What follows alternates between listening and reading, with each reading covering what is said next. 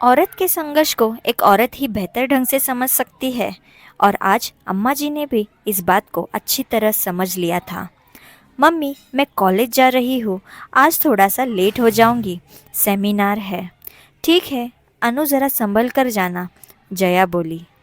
क्या मम्मी, आप भी ना, आज भी मुझे छोटी सी बच्ची ही समझती हो। यहाँ मत जाया कर, वहाँ मत जाया कर। हाँ हाँ, जानती हूँ कि तू अब बहुत बड़ी हो गई है, पर मेरे लिए तो तू आज भी वही गोल मटोल सी मेरी प्यारी सी अनु है। अनु के चेहरे पर मासूम सी मुस्कुराहट तैरने लगी।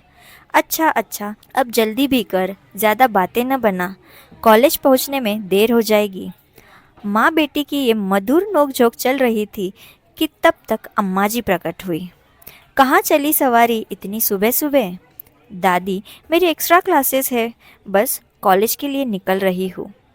ठीक है, पढ़ाई लिखाई तो होती रहेगी, पर कभी कभी अपनी दादी के पास भी बैठकर जाया कर। तेरी दादी का भी क्या भरोसा, कब प्रकृति के यहाँ से बुलावा आ जाए। अम्मा जी ने दार्शनिकों की तरह कहा। यह रोज़ का ही किस्सा था। जब तक दादी दो चार ऐसी बातें न बोल दे, तब तक उनको चैन नहीं मिलता था। अनु ने दादी के गले में हाथ डालकर कहा, मेरी प्यारी दादी, अभी आप इतनी जल्दी मुझे छोड़कर नहीं जा रही हो।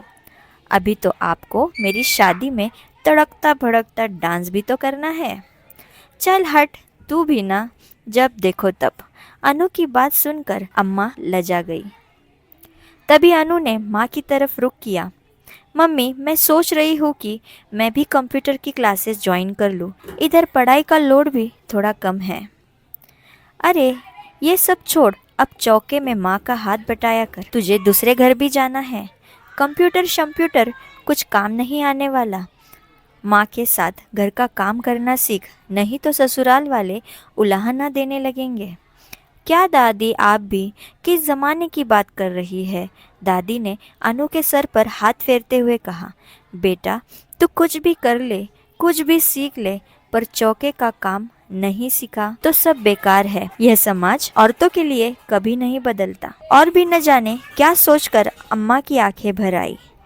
जया भी अम्मा को इस तरह भावुक देखकर आश्चर्य में पड़ गई। आज सुबह सुबह ही बाबूजी से अम्मा की किसी बात पर नोकझोंक हो गई थी। बाबूजी ने अम्मा जी से कह दिया था कि तुम दिन भर क्या करती हो। ये बात शायद उनके दिल को चुभ गई थी। जया अम्मा जी से कुछ कहना चाह रही थी, पर शब्द उसके गले में ही अटक गए। अम्मा ने अपने आप को संभाला और जया की तरफ रुक कर कहा, अब इसको अपने साथ चौके में भी काम सिखाया करो। पढ़ाई लिखाई तो होती रहेगी। और अनु, ये जो कंप्यूटर शम्प्यूटर का भूत है ना, इसे अपने घर जाकर पूरा करना। जया सोच में पड़ गई। अपना घर, अम्मा जी की नज़र में अपना घर आखिर कौन सा था? जहाँ अनु रहती थी, क्या वह घर उसका अपना घर नहीं था? शादी के पहले जब उसने अपनी माँ से कथक सीखने के लिए जिद की थी, तो बापूजी कितना नाराज हुए थे। अच्छे घर की लड़कियाँ ये सब नहीं सीखती। जब तुम अपने घर जाना, तब यह सब नाटक करना। मेरे घर यह सब चोचलेबाजी नहीं चलेगी। जया सोचने लगी, वक्त बदला, पीढ़ियाँ बदल गई, पर आज भी यह निर्णय नहीं हो पाया कि बेटियों का असली घर कौन सा है। अनु कॉलेज चली गई और जया घर के कामों में लग गई। दिन भर काम करते करते उसकी तो कमर ही अकड़ गई। न जाने क्यों उसका मन बार बार विचलित हो रहा था। कल रात में भी अम्मा ने एक तस्वीर दिखाई थी। अनु अब शादी लायक हो गई है, अब जल्दी से जल्दी इसके हाथ पीले करने हैं। तुम्हारे बाबूजी की यही अंतिम इच्छा है कि मरने से पहले वो पोती को विदा कर दे। जया अम्मा का मुंह आश्चर्य से देखती रही। अभी अनु की उम्र ही क्या है, अभी तो उसका कॉलेज भी पूरा नहीं हुआ है, और अभी से शादी। उसने भी न जाने कितने सपने देखे हैं। उसके उन मासूम सपनों का क्या? आनंद जया को आश्चर्य से देख रहे थे। क्या कमी है तुम्हारी जिंदगी में? सब कुछ तो है। आनंद जैसा पति, इतना अच्छा घर, संतान का सुख, और क्या चाहिए औरत को? अम्मा जी ने अपनी बात की पैरवी की। अम्मा जी, क्या औरत को सिर्फ पति का प्यार, पैसा और एक अच्छा घर ही चाहिए होता है? क्या औरत सिर्फ यही चाहती है? सोच कर देखिए, जिस उम्र में हमारी शादी हुई, तब उस नाजुक उम्र में गृहस्थी का बोझ सहने लायक हमारी उम्र थी क्या? पर बहू के तौर पर मुझे वह सब कुछ करना पड़ा जो मैं करना नहीं चाहती थी। बात सिर्फ कमी की नहीं है अम्मा जी, बात आत्मसम्मान की है। शादी की वजह से मेरी पढ़ाई बीच में ही छूट गई, यह आप सब जानते हैं। मेरे भी बहुत सारे सपने थे। मैं भी चाहती थी औरों की तरह ही पढ़ूं लिखूं और अपने पैरों पर खड़ी हो सकूं। पर यह सपना सपना ही रह गया।